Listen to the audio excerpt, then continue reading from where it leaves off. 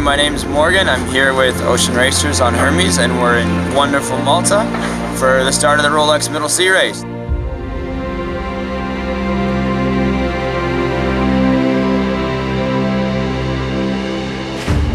The crew arrived a few days ago. Everyone's been getting to know one another. It's been great. And tomorrow's race start, so we should be good.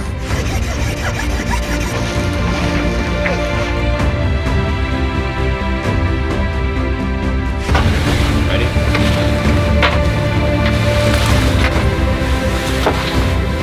So that here is when you're like having all those space to move. So close, close, close.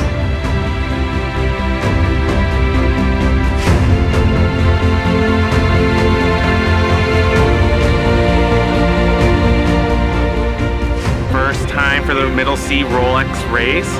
Feel excited, feel happy. Yeah, that's how I feel. Feel ready to go. Meg, you're doing 9 knots in the wrong direction.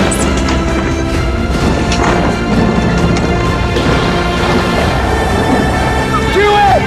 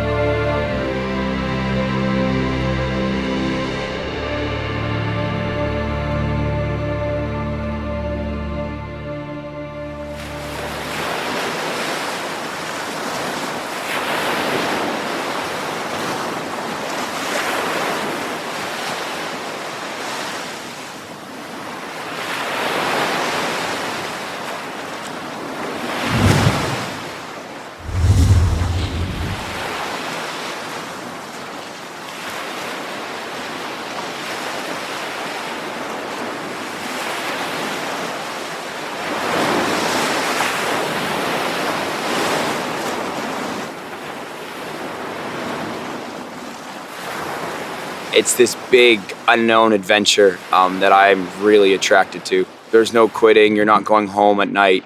You're out there and you're only relying on you and your crew, and that's what I got really attracted to, specifically with offshore sailing. We're going after them, so let's go. Unknown, it's pushing boundaries, it's getting into this area of you mentally and physically with a team, by yourself, whatever it is, where you're pushing your own personal boundaries. To me, adventure is off the beaten path. There's just something about being on the ocean and, yeah, having to play with Mother Nature. That's the passion it gives me. That's the feeling it gives me. It gives me the feeling of just excitement, adventure, and looking into the unknown. And just having fun, having a blast, and letting a boat do what it wants to do. And just playing, and being a kid all the time. Sailing is not just a hobby, but it's a passion, and it's my way of earning my living, and it's also the way I spend my weekend. We are in the Grand Harbor of Malta. The battlements up there is where race committee is, and that's where the cannons will be firing from to start us off on this great adventure. Sailing to me is second nature, you know. It's when I'm on the boat, it's where I feel most at home, most comfortable.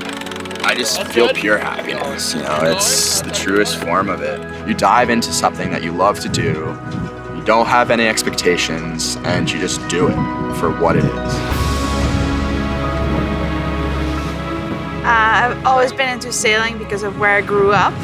But when I met Stuart 12 years ago, my husband now, we really started sailing together a lot and racing together, and then marine business together, and been sailing ever since. Minute 15.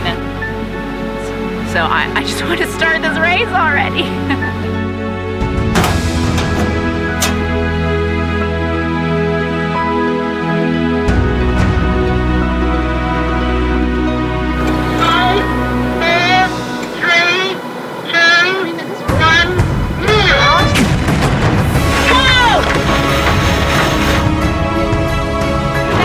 Go!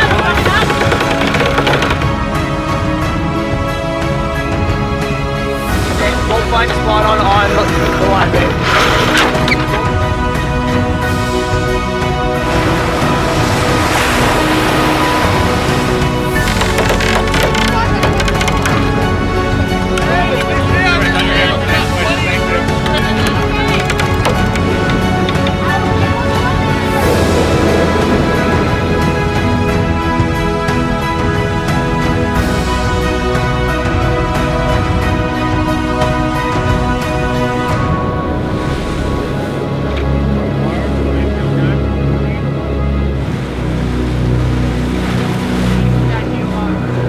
We weren't the first on the start, but we got clean air and we got out of there and we're with everybody else. So, and we didn't hit anybody, so I think it was a success. We were a little late. We were late.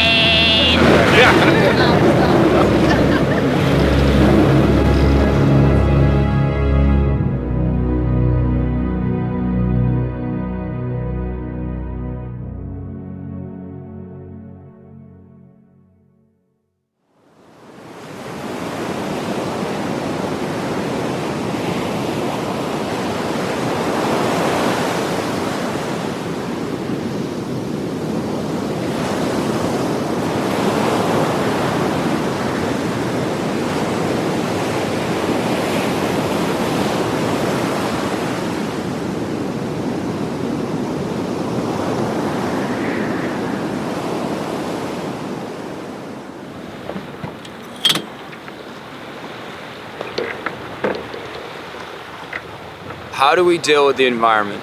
We take what we're given, you know, we have no control over that. That's kind of the biggest thing. I have access to satellite systems on the boat, so we download weather every 3 to 6 hours, but they're not overly accurate, the forecasts. So at the end of the day, it's whatever's thrown at us. This is our navigation program. So we know wind direction and speed. We're able to see where the other boats are and what kind of speed they're doing, what their heading is. So then we can make a guess as to whether there's wind over there or not. When it gets really, really light, the wind is really localized, the effects. So you try to use all the information you can. So we're going to use this program to see, basically gives us a live position report, speed and heading of where the other boats are. Like we've got a boat over here doing 6 knots. And we've got another boat out here only doing 3 knots. Races are won and lost in the light air because it takes a lot of focus. It's a big mental game versus heavy air sailing is a lot simpler. Obviously other issues with sailing in heavy breeze, you know, more of safety issues, but tactically, heavy air is a lot easier to sail in than light air. Honestly, like, no wind is just extremely frustrating because there's like nothing you can really do about it, and you're in a race, so you want to go as fast as possible. Steal some. Tonight is fajita burrito bowl things. It's gonna look really good. It's gonna taste really good, and the crew is gonna love it. I did a lot of pre-cooking, actually. I made this before we left. Are you here to help eat it? There you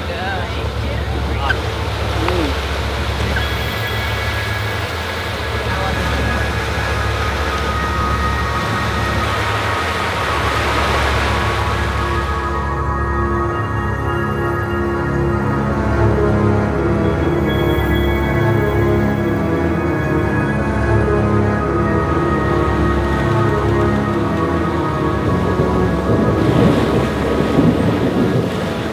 We're in the Med, and in the Med you get these really big electricity storms that come ripping through, and sometimes they have all the wind and sometimes they have none of the wind. So it makes them really hard to prep for. So we saw it coming, you can hear it, you can see it.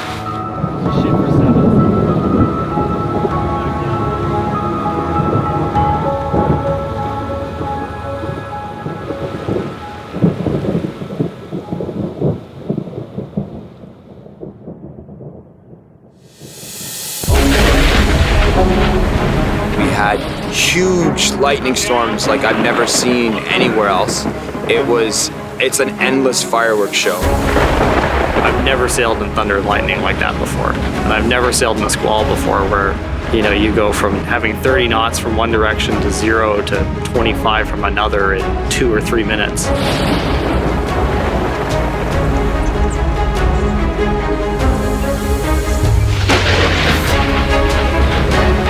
And I remember looking at our computer with hazardous program on it once, and boats are going in all different directions. Again, you're just trying to survive.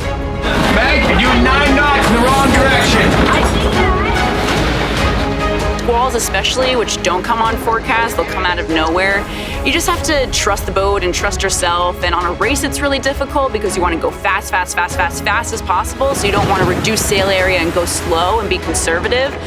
You know, it's kind of that fine balance, and that's what racing is all about, to, you know, push to that limit and beyond, because, you know, your competitors are going to be doing the same thing. Where are we going? Can you come down more? Meg, can you come down more? Yeah, I see him. Can you come down anymore?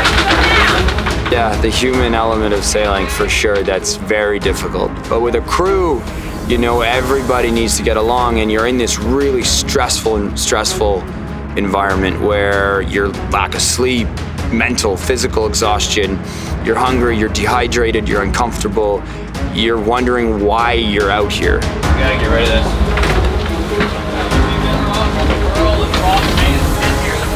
You have to realize that people are tired and they're going to be stressed and strained and pushed beyond. I have an expression when I go racing, which is there's no feelings in sailboat racing. You might yell or you might say something in an effort to try and get things done, but you know, you can't take it too personally. Everybody's working towards the same goal.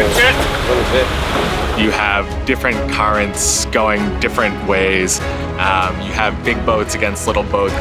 So playing these boats to their strengths, you know, it's difficult, but that's what makes big boat racing fun, and this type of racing really fun.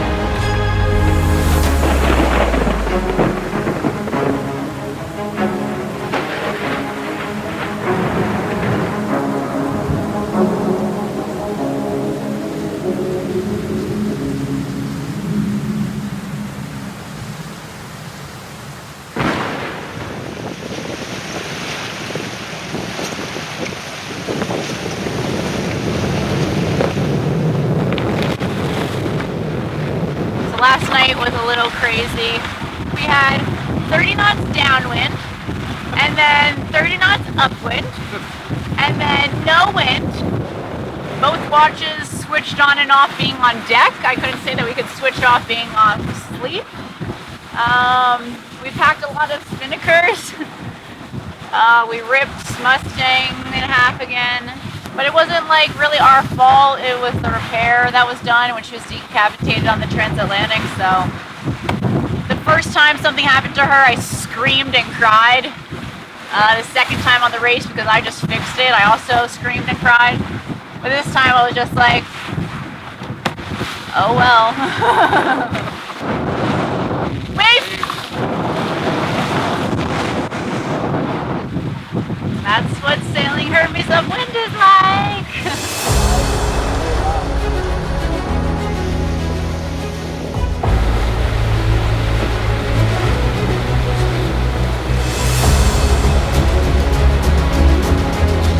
The night after the squall, waking up from my watch, we were passing the volcanoes and seeing the cliff sides.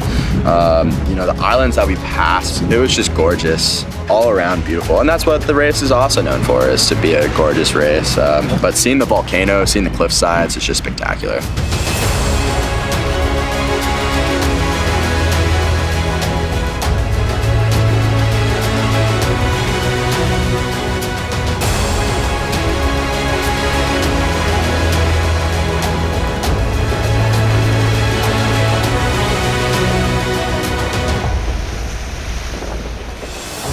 I think the positive attitude and just like kind of accepting everybody's different personalities is super important. You know, if you don't accept someone's personality or someone's opinion, then, you know, you get in trouble on a small boat. Things on. So how you manage it, I think it takes someone to be open-minded and accepting. I don't know if you can manage it rather than just moving on with it and just accepting it and taking it for what it is and just realizing that we're all different.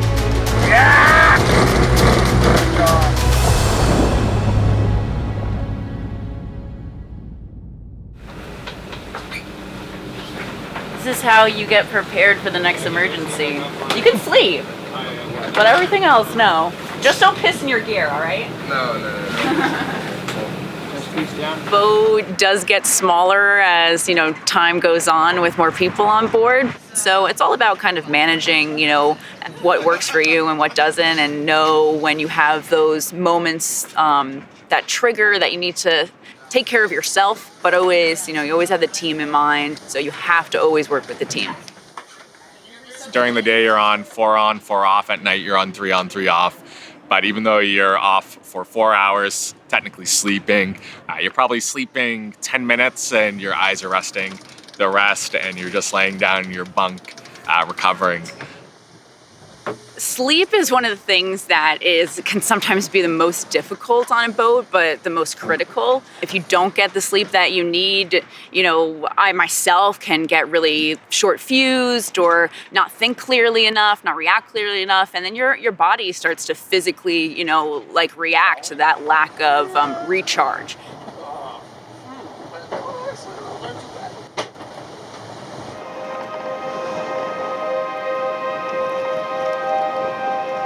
I didn't sleep. Managing sleep on the boat was, there was no sleep. I don't think I've ever been so tired in my life. It was uncomfortable, it was wet. We had several all hands on deck, which was just like, you would be sleeping and then you would hear something and you would wake up and jump on deck. So there was no sleep. Okay, minutes coming in. Sleeping is like a job on a boat in this kind of race because, everybody needs to do their bit. And if you're not rested, you stop becoming an asset and you start becoming a liability.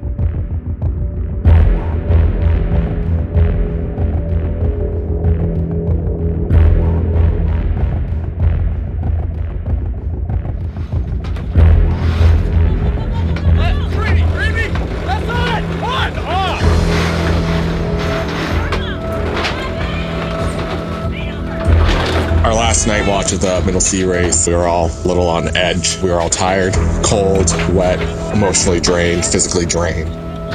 The wind was blowing, the boat was a little overpowered. The whole time, trying to figure out what we should do to control the boat. We also had this cliff face that was ominously close to us, kind of bearing down on us. I believe it was only about a kilometer away. Stop! Whoa! It's on the fucking spreaders! Jesus Christ, guys! All it takes is one wave or one freak change, the wind to change direction, and you could lose a crew member. Even though you're clipped in, it doesn't mean that's going to save you from falling off. But the second half was conditions that Morgan and I didn't feel were safe for the other crew members to drive. So there was an over 24-hour period where only Morgan and I were able to drive the boat. So that's a lot of driving, and I got extremely exhausted. Woo!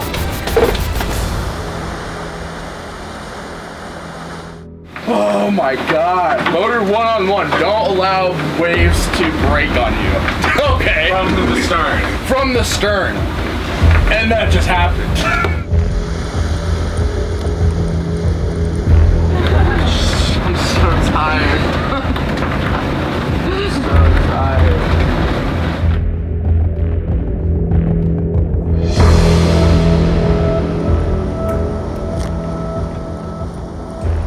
Middle Sea race. It's the Med. The Med, she's interesting.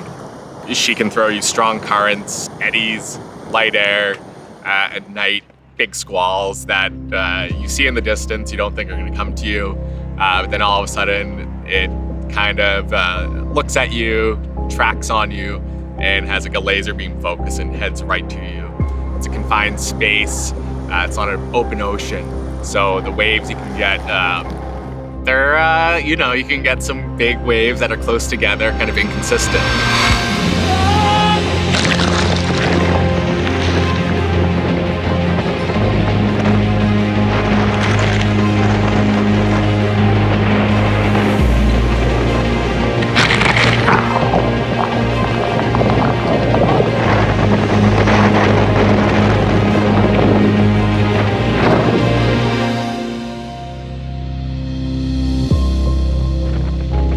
I remember when the sun came up that day and felt the warmth of it. It was a very, very welcoming sight and feeling, knowing that our last night watch was done and we can enjoy the rest of the sail back to Valletta.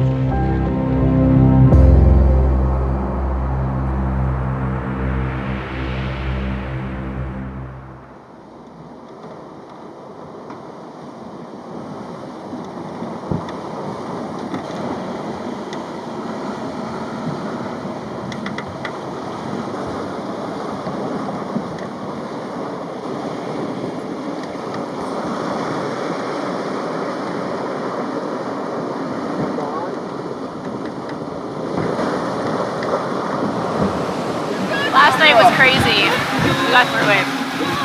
We're all good. We're all still in one piece. I got a lot of bruises, but that's okay. Lots of bruises. But we made it and we didn't give up, and we're going to Malta.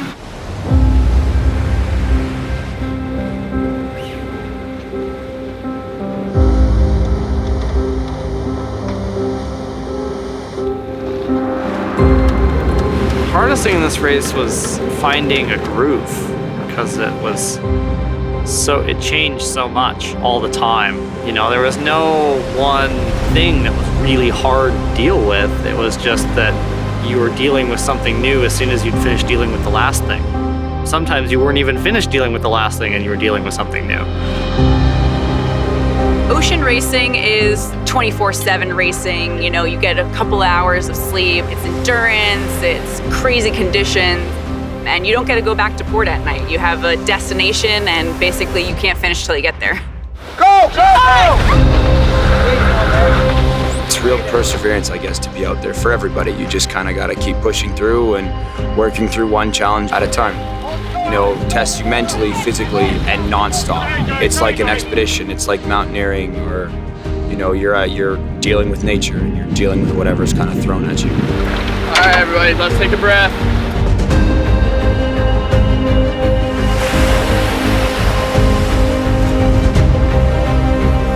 It was an interesting race. Definitely one for the books that'll be remembered.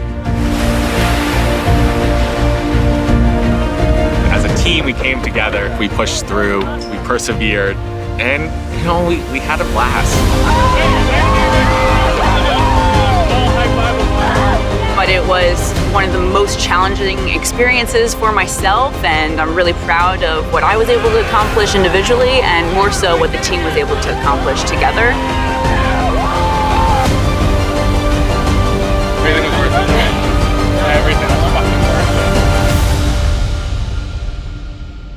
I learned a lot about ocean racing and kind of, you know, what I like in racing, what I want to continue doing. And I learned a lot about myself. Oh, that's Halyard. We didn't know each other very well and didn't know the boat. So there was definitely some scary moment, but we worked through it as a team and we survived.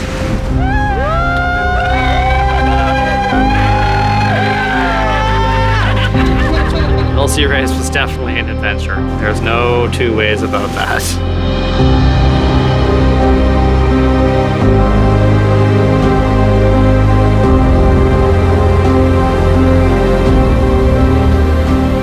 It's a big little race. It's a big little race.